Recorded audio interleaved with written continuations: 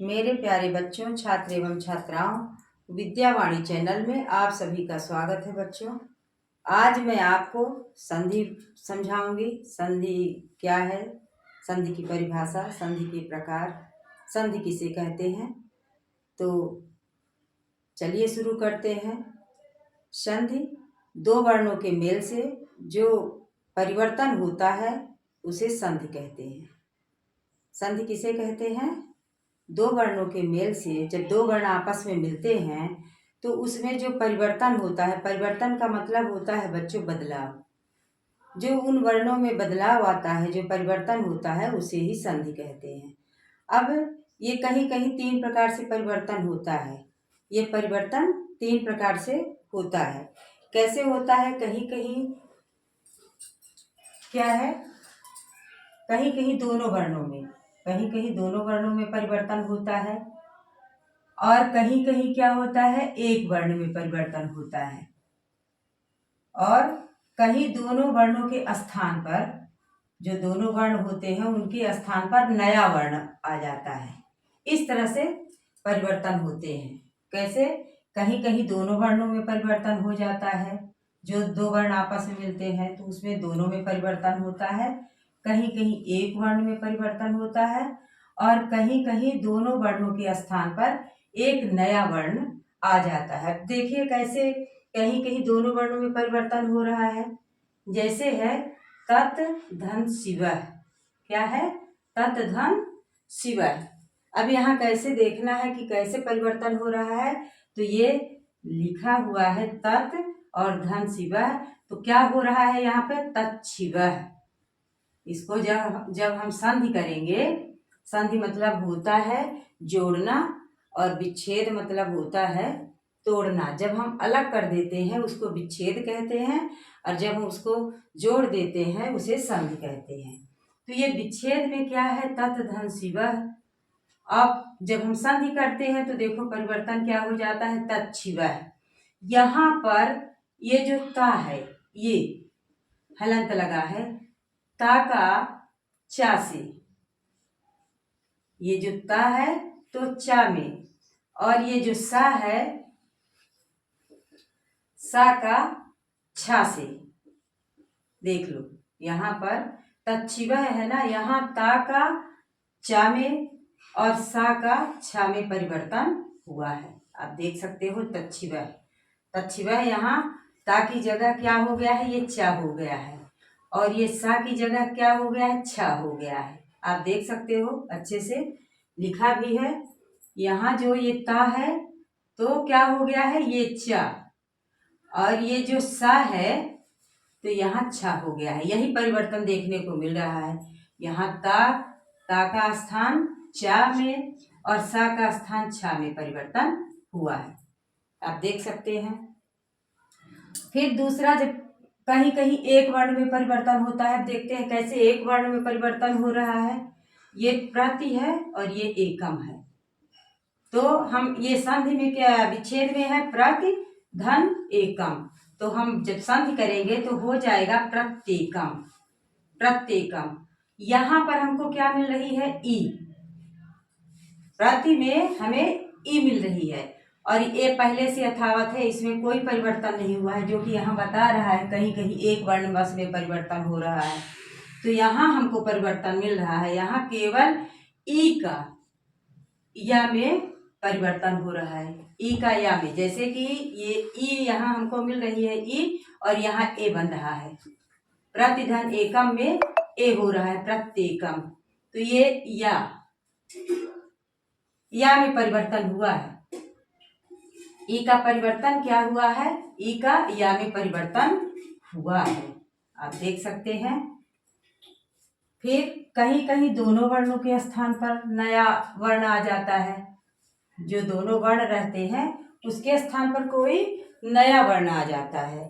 अब जैसे यहाँ लिखा है संधि विच्छेद है महाधन ईसह। महाधन ईसह, जब हम इसको संधि करेंगे तो महेशः हो जाएगा। क्या हो जाएगा? महेशः। महाधन ईसह का हो जाएगा महेशः। अब यहाँ ये कह रहा है कि दोनों वर्णों के स्थान पर नया वर्ण आता है। अब देखिए कैसे नया वर्ण मिल रहा है। महाधन ईसह महेशह, यहाँ पर आ और ई के स्थान पर नया वर्ण ए हो रहा है, क्योंकि जब हम इसको विच्छेद करते हैं तो यहाँ हमको बड़ा आ मिल रहा है ना। अब बड़ी ई पहले से है, ये बड़ी ई पहले से है, तो यहाँ आ महाधन ईसह, तो यहाँ आ मिल रहा है और ये ई पहले से है, तो आ और ई के स्थान पर, आ और ई के स्थान पर हमें नया वर्ण क्या मिल रहा है, ए। यहाँ ए है तो महेशह, इसलिए यहाँ पर ये परिवर्तन देखने को मिल रहा है बच्चों। अब हम बात करते हैं बच्चों संधि के प्रकार की। संधि कितने प्रकार की होती है, तो संधि 3 प्रकार की होती है, आप लोग पढ़ भी चुके हैं, जानते हैं। अब ये तीनों प्रकार की संधियों को हमें क्रमशः पढ़ना है। तो संधि कितने प्रकार की होती है, संधि 3 प्रकार की होती है। कौन कौन सी होती है, स्वर संधि, स्वर संधि को आप अच संधि भी कह सकते हैं, स्वर को अच भी कहा जाता है, स्वर संधि या स्वर अच संधि कह सकते हैं। फिर आती है आपकी व्यंजन संधि, व्यंजन को आप हल हल संधि कह सकते हैं।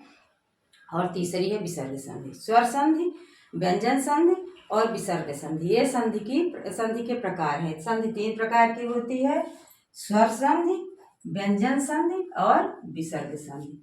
अब हम बात करते हैं बच्चों स्वर संधि की। स्वर संधि किसे कहते हैं, जब स्वर स्वर का मेल होता है, जहाँ पर स्वर स्वर वर्ण मिलते हैं तो वहाँ स्वर संधि होती है। स्वर के कितने प्रकार होते हैं, स्वर के मुख्य रूप से तो 6 प्रकार ही होते हैं संस्कृत में, लेकिन यहाँ पर 8 संधियाँ हैं स्वर की। स्वर संधि किसे कहते हैं, स्वर का स्वर से जब मेल होता है उसमें जो परिवर्तन होता है, स्वर का स्वर से मिलने पर जो परिवर्तन होता है उसे स्वर संधि कहते हैं। स्वर के 8 भेद होते हैं। कितने भेद होते हैं, 8 भेद होते हैं, मैंने लिखा भी है, आप देख सकते हैं। स्वर संधि दीर्घ है, दीर्घ स्वर संधि, गुण स्वर संधि, वृद्ध संधि, यण संधि, अयाद संधि, पूर्व रूप संधि, पर रूप संधि और प्रकृति भाव संधि, ये संधि के भेद हैं। अभी तक आप लोग संस्कृत में सिर्फ 6 पढ़े थे, इतनी पढ़े थे पूर्व रूप तक। हिंदी में 5 होती है, लेकिन संस्कृत में 6 पढ़ रहे थे। अब जो है 8 आप पढ़ेंगे। 8 संधि होती है, स्वर के 8 भाग होते हैं। इनको कितने भागों में विभाजित किया गया है, स्वर को 8। दीर्घ स्वर संधि, गुण स्वर संधि, वृद्धि स्वर संधि, यण स्वर संधि, अयाद स्वर संधि, पूर्व रूप स्वर संधि, पर रूप स्वर संधि और प्रकृति भाव स्वर संधि, ये हुए हैं स्वर संधि के भेद। कितने भेद हैं, 8। मुख्य रूप से तो यहीं तक है, मानिए पूर्व रूप आपके उपयोग में ज्यादातर आपके कोर्स में पूर्व रूप तक ही आएगी संधि, पूर्व रूप संधि तक ही पूछ सकता है। पर आप जाने रहिए कि पर रूप भी संधि होती है, प्रकृति भाव भी संधि होती है। अब मैं बात करती हूँ बच्चों दीर्घ स्वर संधि की। दीर्घ स्वर संधि, तो जब ह्रस्व या दीर्घ, ह्रस्व मैंने बताया भी है कि ह्रस्व माने छोटा होता है और दीर्घ माने बड़ा होता है। तो यहाँ पे दिया है परिभाषा में, दीर्घ स्वर संधि की परिभाषा में, ह्रस्व या दीर्घ यानी कि बड़ा या छोटा, जैसे आ ई उ री से क्रमशः इन्हीं स्वरों में फिर से आ ई उ री से मेल अगर होता है तो वो क्या परिवर्तन होता है, इसके जगह में जैसे छोटा आ छोटी ई छोटा उ छोटी री से क्रमशः परिवर्तन होने पर स्वरों का यही फिर से मिलेंगे, आ ई उ री, यही स्वर वर्ण मिलेंगे। लेकिन जब स्वरों का स्वरों से मेल होता है, क्या स्वरों का स्वरों से जब मेल होता है तो वही वर्ण दीर्घ हो जाते हैं। पहले क्या रहते हैं, ह्रस्व रहते हैं, जब तक मिले नहीं रहते आपस में तो छोटे रहते हैं। जैसे छोटा आ छोटी छोटा उ छोटी री है तो इसको री बोलेंगे, से क्रमशः इन्हीं स्वरों से, मैंने यहाँ भी नहीं लिखा है कि छोटा आ छोटी छोटा उ री, तो क्रमशः इन्हीं स्वरों से, यानी कि ये जो स्वर हैं इन्हीं स्वरों से जब मेल होता है तो वही दीर्घ हो जाते हैं, वही वर्ण क्या हो जाते हैं, दीर्घ हो जाते हैं। जैसे हो जाएंगे हस्व की जगह दीर्घ, बड़ा हो जाएगा बड़ी ई, बड़ा ऊ और बड़ी री। ये परिवर्तन होता है। क्या परिवर्तन होता है? दीर्घ में हस्व या दीर्घ वर्ण रहेंगे, चाहे छोटा रहे, चाहे बड़ा रहे, चाहे छोटी रहे, चाहे बड़ी रहे, आपस में जब इन्हीं स्वरों का फिर से मेल होगा तब ये अपने पूर्ण रूप में आ बड़ा हो जाएगा, बड़ी ई, बड़ा ऊ और री। इतना ये परिवर्तन होता है। हस्व की जगह और दीर्घ की जगह दोनों में मिल करके क्या हो जाएंगे, बड़ा आ, बड़ी ई, बड़ा ऊ, बड़ी री। यही परिवर्तन है। मेन दीर्घ का आप यही समझें, ध्यान दिया करें। कोई भी अगर आपको शब्द या संधि मिलते हैं सर, तो आप बड़ा आ, बड़ी ई, बड़ा ऊ, बड़ी री, यही। जैसे बच्चों है सस प्लस अंक है, शशांक है, तो ये कैसे, ये जो है यहाँ पे हमको छोटा मिल रहा है। सस में हमें यहाँ छोटा मिला और यहाँ पहले से ही है छोटा, तो इसको हम लिख लिए।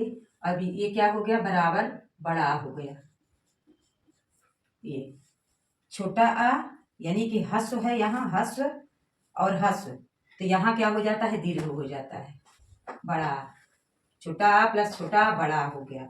यहाँ भी हमें छोटा मिल रहा है, च से स्वर मिल रहा है छोटा और प्लस ये छोटा है अप में, तो यहाँ बड़ा हो गया चाप, च धन अप। तो यहाँ जब मैं चा लिखी तो यहाँ हस्व मिला अ और ये भी हस्व है, छोटा यहाँ भी मिल रहा है, छोटा यहाँ भी मिल रहा है, तो क्या हुआ, ये बड़ा हो गया, बड़ा में ये चाप ही हो गया, चाप। फिर दे प्लस अंतर, यहाँ हमको हस्व स्वर मिला,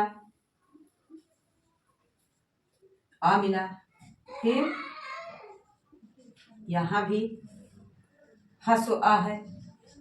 अब यहाँ हमें क्या मिला, बड़ा हो गया, दीर्घ हो गया। जो दिया है कि जब हस्व या दीर्घ यानी छोटा या बड़ा आ ई उ री से क्रमशः आ ई उ री या इन्हीं स्वरों से मेल होता है, इन्हीं वर्णों से मेल होता है, तो दीर्घ हो जाते हैं। वही वर्ण जो है दीर्घ हो जाते हैं, बड़ा, बड़ी, बड़ा ऊ, बड़ी री हो जाता है।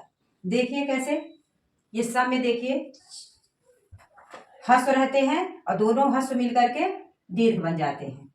यहाँ दिया है शिव प्लस आलय, यहाँ जो है हमें हस्व मिल रहा है आ और यहाँ दीर्घ मिल रहा है आ, चाहे हस्व हो या दीर्घ हो, लेकिन मिलने पर दीर्घ ही हो जाते हैं।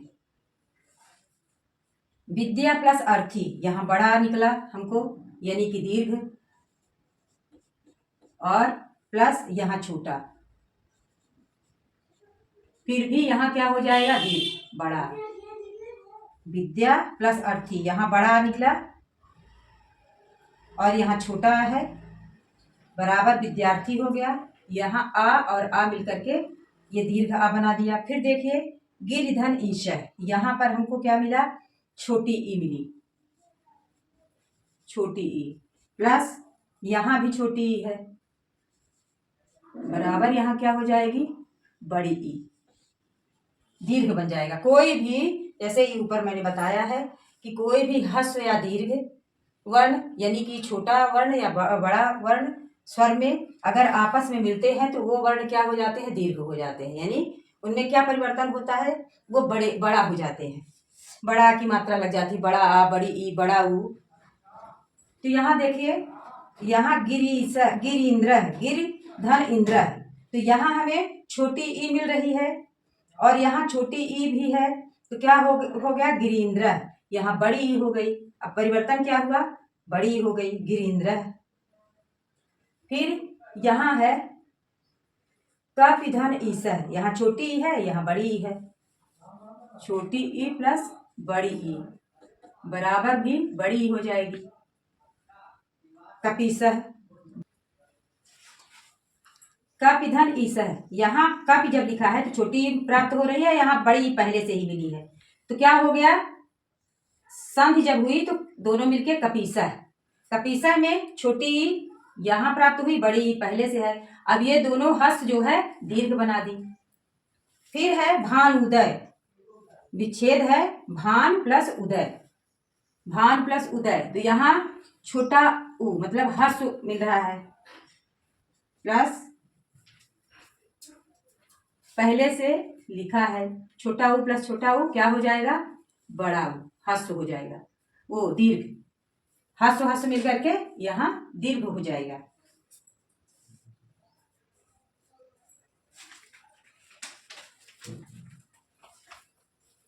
सती इच्छा, सती प्लस इच्छा, मैं मौखिक रूप से बता दे रही हूँ, बहुत सारे है उदाहरण में। तो जैसे है सतीच्छा, अब हम क्या करेंगे, सतीच्छा में पहले से ही क्या मिल रहा, सतीच्छा, हम लिखेंगे सतीच्छा तो हमको बड़ी ई मिलेगी, सती अलग करेंगे, जब विच्छेद करेंगे, जब विच्छेद करेंगे देखिए सती प्लस इच्छा, इस तरह से विच्छेद करेंगे, सती प्लस इच्छा, तो यहाँ पर हमको क्या मिल रही है, छोटी यानी हस्व मिल रही है, छोटी ई और नहीं बड़ी, सॉरी, सती प्लस इच्छा, बड़ी ई, देखिए बड़ी की मात्रा है, बड़ी ई मिल रही है प्लस छोटी ई, ये छोटी बराबर क्या हो जाएगा, दीर्घ, बड़ी ई बन जाएगी सतीच्छा में। गुण स्वर संधि बच्चों, देखिए गुण स्वर संधि के क्या नियम है, कैसे गुण स्वर संधि बनती है। आ के आगे ई आए तो दोनों मिलकर क्या हो जाते हैं, ए बनाते हैं। जब आ के आगे ई आए तो दोनों मिलकर ए हो जाते हैं, और ऊ के ऊ आए तो दोनों मिलकर ओ बना देते हैं। ऊ और ऊ आए तो दोनों मिलकर ओ बना देते हैं। री आए तो दोनों मिलकर अर, तथा नृ आए तो अल हो जाता है।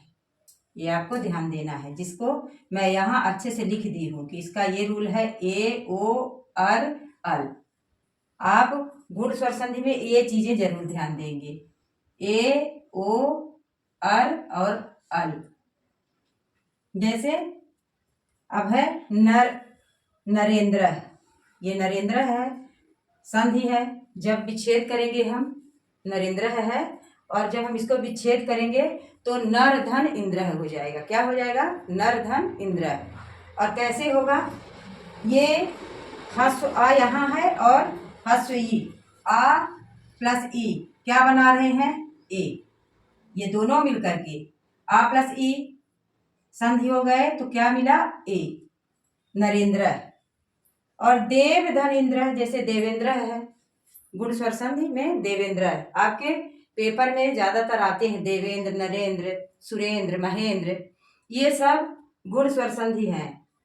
देवेंद्र हो गया तो देव धन इंद्र हो जाएगा, विच्छेद में विच्छेद करेंगे, देवेंद्र का विच्छेद करेंगे तो देव धन इंद्र।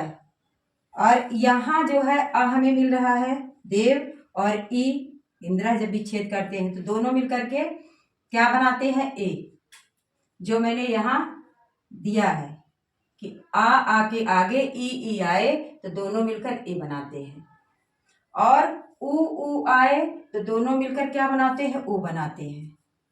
जैसे भाग्य धन उदय, भाग्योदय गुण स्वर संधि है, भाग्योदय, तो भाग्योदय में हम जब विच्छेद करेंगे तो क्या हो जाएगा, भाग्य प्लस उदय, भाग्योदय।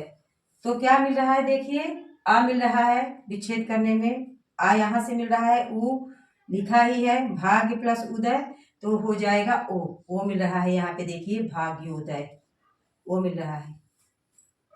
रमाधन ईसह, रमेशह का क्या हो जाएगा विच्छेद, रमाधन ईसह बराबर रमेशह, तो यहाँ हमें क्या मिल रहा है, ये मिल रहा है दीर्घ आ, और यहाँ दीर्घ ई मिल रही है। रमाधन ईसह, यहाँ हमें दीर्घ आ मिल रहा है, यहाँ दीर्घ ई मिल रही है, तो क्या हो रहा है, ए बना रहा है, ठीक है।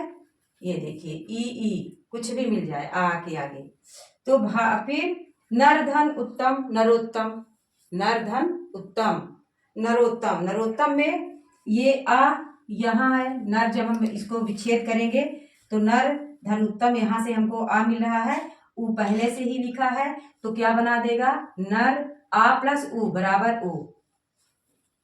ठीक है। फिर है महोत्सव। महोत्सव है, गुण स्वर संधि महोत्सव है। महाधन उत्सव, महोत्सव, महाधन उत्सव में यहाँ हमको क्या मिल रहा है, दीर्घ आ प्लस ह्रस्व उ बराबर यहाँ क्या हो जाएगा, ओ। महोत्सव, महाधन उत्सव, विच्छेद में महोत्सव का क्या हो जाएगा, महाधन उत्सव। नरेंद्र का नरधन इंद्र, महेंद्र का महाधन इंद्र, सुरेंद्र का सूर्यधन इंद्र। इस तरह से विच्छेद करेंगे और हमको ए मिल रहा है। देखिए ओ भी मिल गया, भाग्योदय में ओ है, ओ। ठीक है, यहाँ सब में ये मिला ए, और भाग्योदय हो गया, सूर्योदय हो गया, भानुदय हो गया। तो हमको इस तरह से अगर संधि मिलेंगी तो ओ आ रहा है। फिर देखिए महर्षि आ गया, जैसे महर्षि, देवर्षि, राजर्षि। इस तरह से अगर हमें संधि मिली है विच्छेद करने के लिए तो हम विच्छेद किस तरह से करेंगे और उसको संधि कैसे करेंगे। जैसे आ गया महर्षि, ये आपके बोर्ड में मैंने लिख भी दिया है महर्षि, तो इसको हम विच्छेद कैसे करेंगे, महा प्लस ऋषि। ये मैंने किया है, महा प्लस ऋषि। अब यहाँ हमको क्या मिल रहा है, महा प्लस ऋषि, ये बड़ा आ मिल रहा है यहाँ पे, महा प्लस ऋषि, और ये री मिल रही है। तो क्या दोनों कर रहे हैं, अर बना रहे हैं। जैसे कि यहाँ पर मैंने दिया भी है कि री री आए तो दोनों मिलकर अर हो जाता है, महर्षि, महा प्लस ऋषि।